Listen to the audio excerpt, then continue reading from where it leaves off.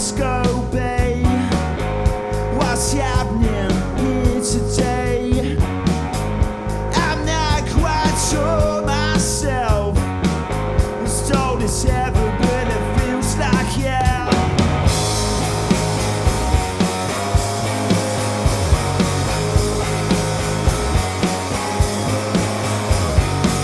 And you should step on a dead rat.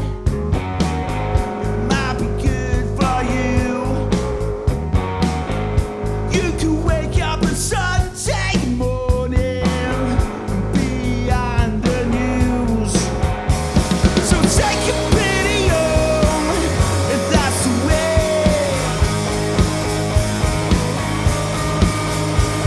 Take your pity home if that's the way.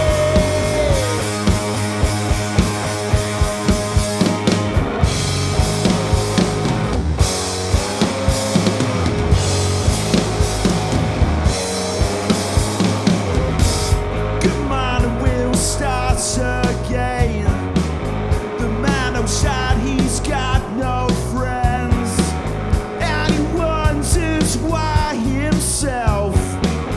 It's all this ever, but it feels like hell. You should step on a dead rat. Might be good for you. You can wake up on Sunday and be on the news. So take your pity home if that's the way you roll. Take your pity home if that's the way you roll. Take your pity home if that's the way you roll. Take your pity home if that's the way.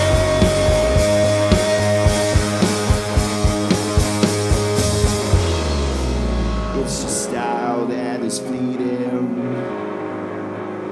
It's your style that is fleeting.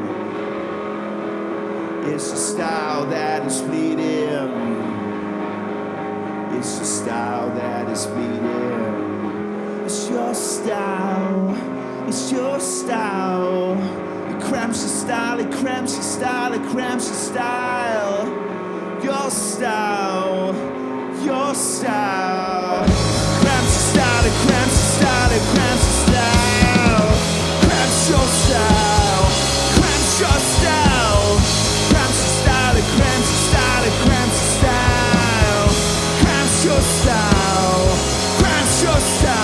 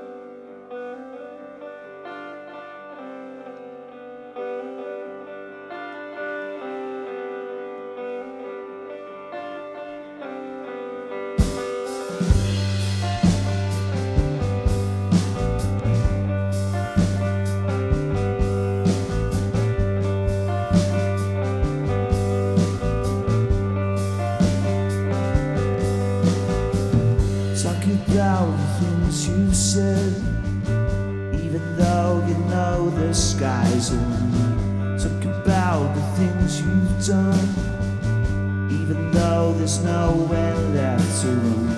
Talk about the things you said, even though you know the sky's the limit. Talk about the things you've said. Talk about the things you've said.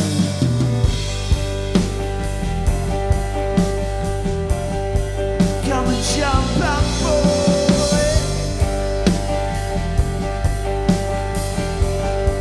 Come and jump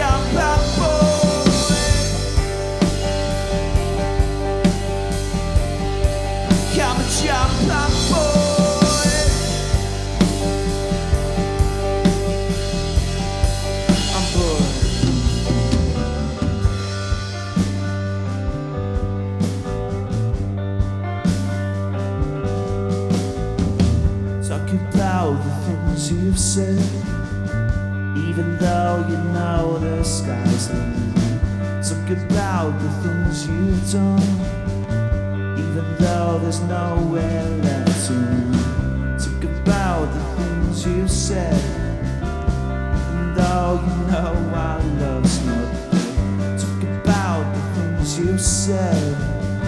Talk about the things you've said.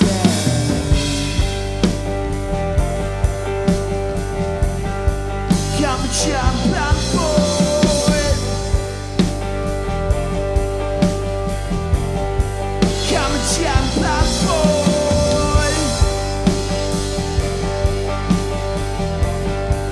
I'm a champion boy.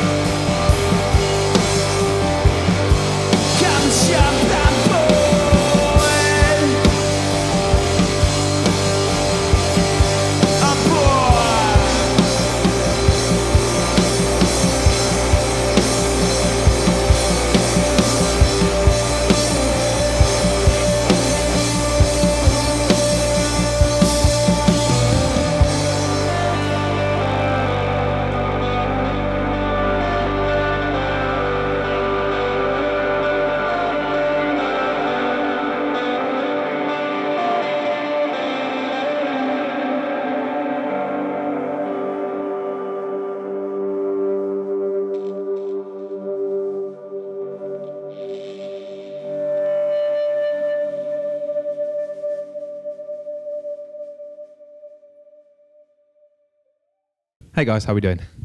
Pretty damn good. Very good. Nice one. Thank you so much for coming down. I really, really appreciate it. Sounded massive. Sounded huge. One thing I'm very jealous of is the Oriental Crash. That thing is loud as fuck and it sounds wicked. It's the best thing I've ever purchased. Yeah. Besides the kit's lovely. Yeah, that's all right. The Crash is best though. I remember, you know Rob. Do you know Rob Dowsett? Yes, I think so. He Yeah, came down. He brought one in here, and it was fucking awesome. I'm going to add it to the wish list. Do it. Delta Sounds. How long have you guys been a project, or how long have you been this lineup? I should say. A couple of years. We were a 4-piece before. Cool. We did our album over COVID kind of times as a 4. Then we pushed that out, promoted that for a couple of years, and then we reset as a 3 when Matt had life going on, life outside of music and stuff. So he left, and then we've kind of reorganised ourselves as a 3. So we've just current setup probably kind of 18 months properly. Like it took a bit of time to adjust to being a 3, but yeah, sounds about right. Yeah, I think so. Yeah, I quite like being a 3-piece because you have to work a little bit harder as a trio. There's less room to hide behind other instruments, and I kind of feel like the sound changed in like a really positive way, where there is more space. But yeah, it's been grand. It's been enjoyable as a trio. Do you find that because you've got less instruments, like some of the parts that don't feel as empty, you've kind of made the most of simplifying it? Does that make sense? Yeah. So it's kind of like we've had to trim the fat a little bit. So it's interesting playing the songs we played as a 4-piece, as a 3-piece. We have had to adapt parts. I use like a pretty ridiculous fuzz pedal, which kind of acts as like the second guitar. That's sort of one of the boosts for the choruses. I mean, yeah, your parts these days are quite lead and rhythm together. You can't be a passenger when you're the only guitar player in a band. That's a good point, yeah. And I think like there's a tendency when there's two of you to potentially like think, I'll sit back a little bit on this one and let the other guitar player like take the lead or whatever. Or so you've got to give 110% when you're only at 3. And I think it comes with that, like maybe it's more energy, or it's sounding like punchier. Like the old stuff was great, but I'm giving like you've got to give 110% as a 3. I think it's got more energy as a result of that. Yeah, I keep hearing comments about bands like the Black Keys. There's 2 of them, and there's just so much noise being created from 2 people, which is incredible. You guys have got quite a few dates coming up this year. Is that right? Awesome. Could you talk us through some of the dates you got coming up? I can try.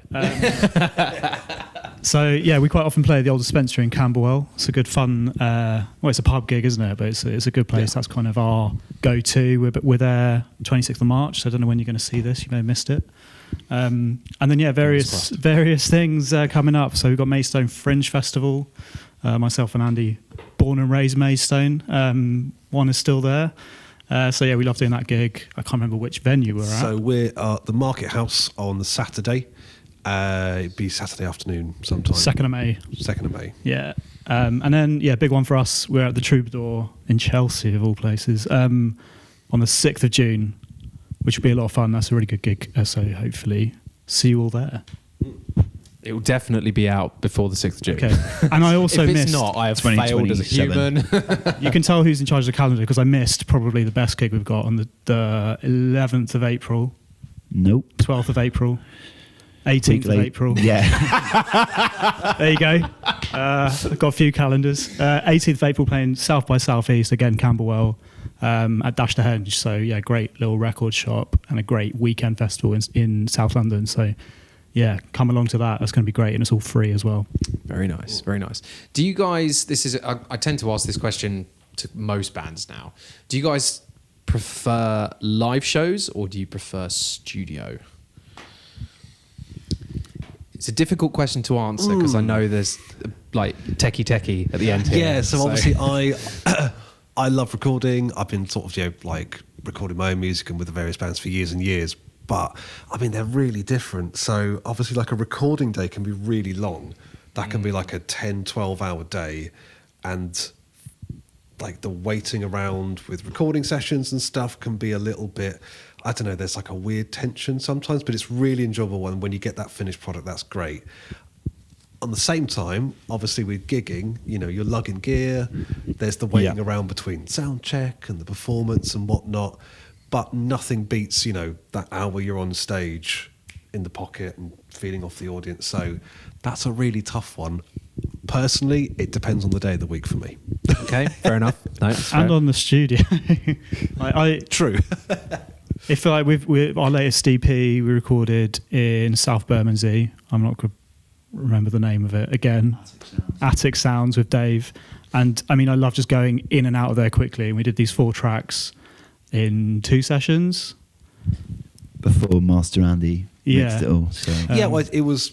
So we did two days with drums and bass tracking, and I think there was another 2 days doing guitar tracking, and then we took that away. Dave did a really great job because he's got loads of really cool bits of old gear, like old microphones, old amps and stuff like that, and he was a really good engineer for the recording side.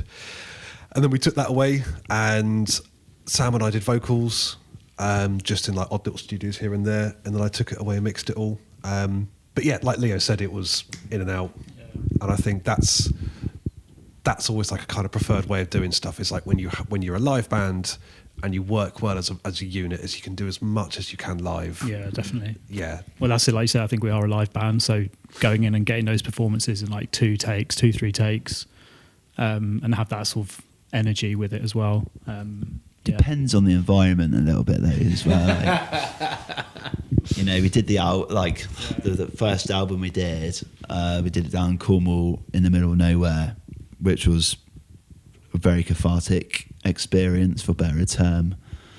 And then, you know, when it does, as you said, it depends on where it is. And no, but I do kind of agree, like get in and get out maybe in a day and then come back or do another day and just try not to overthink it.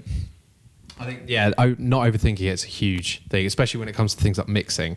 Just making sure that you have that little break and just go, was that a good decision? Yeah, okay, fine. Do you guys record similar to how we've done today? Do you track everything at the same time, or do you layer it as you go? Where we can, we try and do it how we did today. Dave's studio, he's moved now, but the studio we did it in with him, we didn't have the space to do it all together. So we effectively tracked the drums live with Sam and I playing along. Okay. And then we then sense. sort of overdubbed to that. But, Okay. in an ideal world, live all the way, warts and all. Nice. Yeah. I like that. It just gives a completely different feel. Yeah, Feels a bit that's it. sterile sometimes if you do it just too separate. This is why I prefer early Steely Dan records to late Steely Dan records. Early Dan's all kind of like rough around the edge, and then by the time you get to like Asia and Gaucho, it's a little... Songs are great, but it's a bit sterile. Too neat. Yeah. Musical influences. What bands have you drawn on for this project?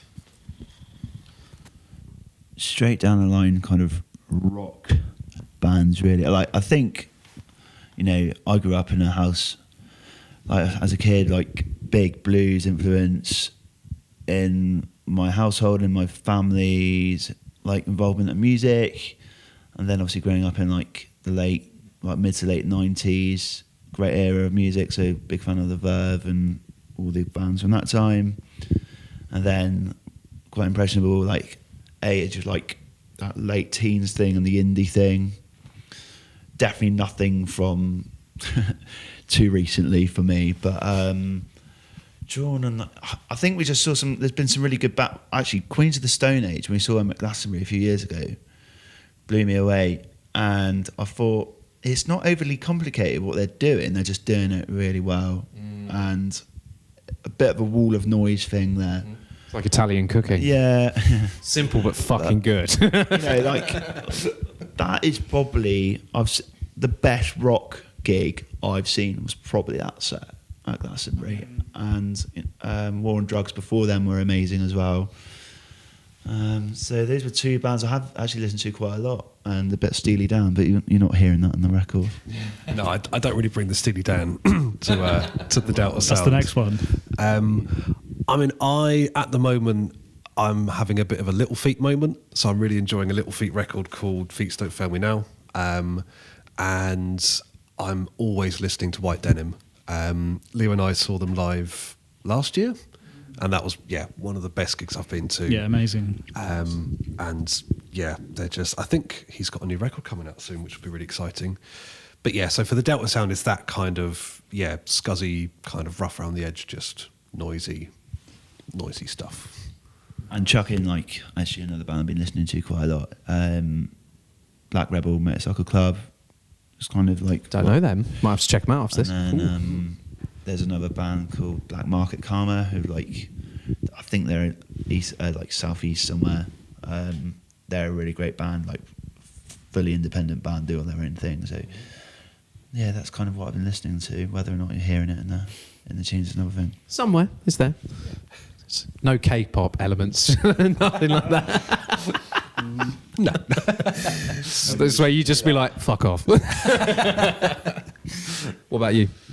I'm not going to pretend to add anything new. I guess, White Denim is just constantly on loop in my headphones or on my speakers. Okay. All 12 albums or however many there are. But I don't know. Recently, I've been actually going back in time a little bit. I've been listening to Genesis quite a lot, which I guess isn't, again, you're probably not hearing that on this, but yeah, I think I listen to a broad spectrum of music. How much of that comes, particularly like for things like fills or like chops and like just little riffs, how much of that comes into your playing on a daily basis? Tunings wise, I'll play in like I think like 4 different tunings. So playing open G, so both of those songs today we recorded. Actually, no, only one of them. Somewhere out there, that's an open G. That's like kind of like I got into playing that through my dad really, because he'd leave a guitars around the house, tuned to open G because he played slide and blues and stuff, and then some other like cheeky little tunings I don't want to go into too much, but dad gad, dad. This is being recorded on Mother's Day, by the way. Yeah. So that definitely has an impact, like from a tonal thing, like, and harmonically, is that a word? I think that has like just have an impact on the sound, like probably like helps make us sound bigger, like at certain times, or it gives you different outlet and different ideas for sure. Yeah, it was interesting what songs you come out with in your different tunings. I can never identify that that's an open G one, but there's like, it does add like a flavour. I think if you run a risk of sounding very standard, like rock band, if you're always in standard, playing like kind of power chords or whatever sort of thing. Having the big open stuff fills the space a bit. People never realise, they come to one of our gigs and like, why have you got 3 guitars? And I'm trying to play with only 2. It's because I'm in a different tuning, guys. It's not because I'm like trying to show off my latest Strat or whatever, because I don't go around buying guitars willy-nilly. I'm trying to make the listener and the audience's experience a better one, rather than like just watching me tune on stage. But so that's why I have a number of guitars I use. But I'm trying to get better at that, because I appreciate like... You need a stage tech. That's what you need. Yeah. Someone in the wings doing all that shit for you. I still maintain I'm going to hire people to set my drum set up for me one day so I can just waltz on. Even if it costs me a lot of money, I'm doing it for one fucking show. I could be available for that if you want. How much? We'll discuss. Chaps, thank you so much for coming. Last couple of questions. Firstly, where can people find you online? And then also, where can they find your music? And where can they buy it, if it's available for purchase? So we have a EP coming out on a lovely tiny little label called Blaggers. That should be coming out in the late spring, early summer. We're really excited about that. We've got a single called Drive out at the moment, which you can find on Bandcamp. You can buy it there. I think we've got a little music video on YouTube, and there's a video of us doing it live at Dash the Henge, which is cool. You can find us on Instagram, Facebook, just search for the Delta Sound. Spotify, Apple Music, usual streaming sort of platforms. All the ones that you don't make any money from. Yep. Yeah. Bandcamp. Available on Bandcamp. Go find them on Bandcamp. Yeah, it's exciting actually. Pay these guys money. It's exciting actually, because we can be working with Blaggers, who are a cool little label. Admired what they've done for a long time, and they've picked up on our EP, so we're shifting the EP to the right a little bit. But as Andy says, hopefully that'll be out late spring, early summer, with their support, which is going to be amazing for us to have that. And come to a live show and buy a physical CD, because we still carry CDs. Have you got other merch? Not yet. I want to think of something that hasn't been done. Oh, something really obscure. Nice. Yeah. Don't know what it's going to be, but yeah. Maybe next time you guys come, you'll have the merch here. Just be like, yeah, here we go. We found this. Something. Really odd. Yeah. Last question. Any band that's gigging on the scene at the moment that you guys would like to play with, share a bill on, or be on the same bill as, blah, blah, blah, if I can actually get my words out, who would you choose? If Oasis do Nebworth next year, Nice. 2027, because the last time they played, they had about 8 bands on at Nebworth, 16 bands over the course of the weekend. Yeah, be up for that. Don't know, that's a really interesting one. I haven't got my ear to the ground really too There's a much on couple upcoming of- tours. A couple of cool bands in Brighton that I sort of follow. There's one called Congratulations who are doing. I think they got a record out on Bella Union that's just come out. That's a really cool record, and the guy that produced that record is a really talented dude. Goes under the name of Ice Being, and he's got a bunch of records out. They're really great. So yeah, it'd be cool to do shows, but generally check their music out. It's really cool. Actually, one band that are touring that I'd love to do a gig with to see if we could survive the whole set is Brian's Jonestown Massacre. Oh yeah, I'd like to see if we could play a show with them at some point. I think they're touring in Europe in the summer. That'd be exciting, but it's not going to happen. But you never Is know. it still the same lineup? I don't think so. But they're like, It's like that'd be interesting. If it is, that'd be they are amazing. like one of the best bands still going on the planet, I think. Fair play. And their back catalogue's mental, and yeah, just keep finding more stuff, which is great. Nice. Should probably mention my very talented other half, Holly Henderson, as well. So yeah, we are playing with her at the Market House as well. But yeah, if you're not familiar with her music, check it out. Leo and I happen to play in her backing band as well at the moment. I try and keep the promotional separate, but as we're on the subject of local bands and whatnot, It's fine. It's all fine. good. But yeah, definitely check out. I asked the question, so This is true. So yeah, definitely check out Holly's music. It's really great. We have some shows coming up this year, which I Don't can't ask me to do remember. the dates. Well, it's the same day as the Fringe Market House gig as us. So which is. Saturday, the 2nd of May. I was really hoping Leo would answer that question. Sorry, Sometime this spring. Yeah. Sometime in spring. Nice. But yeah, good stuff around. Fantastic. Thank you so much, guys. Really appreciate it. I'd love to have you back in the future. Yeah, thank you for having us. Yeah, no, Yeah, worries, it's no been a problem. pleasure. I might set you guys some challenges next time. I haven't quite decided what the fuck those challenges are going to be, but we'll see what it's going to be. But yeah, thank you again. Really appreciate Thank you. it. Thank you very much. Thank you. So take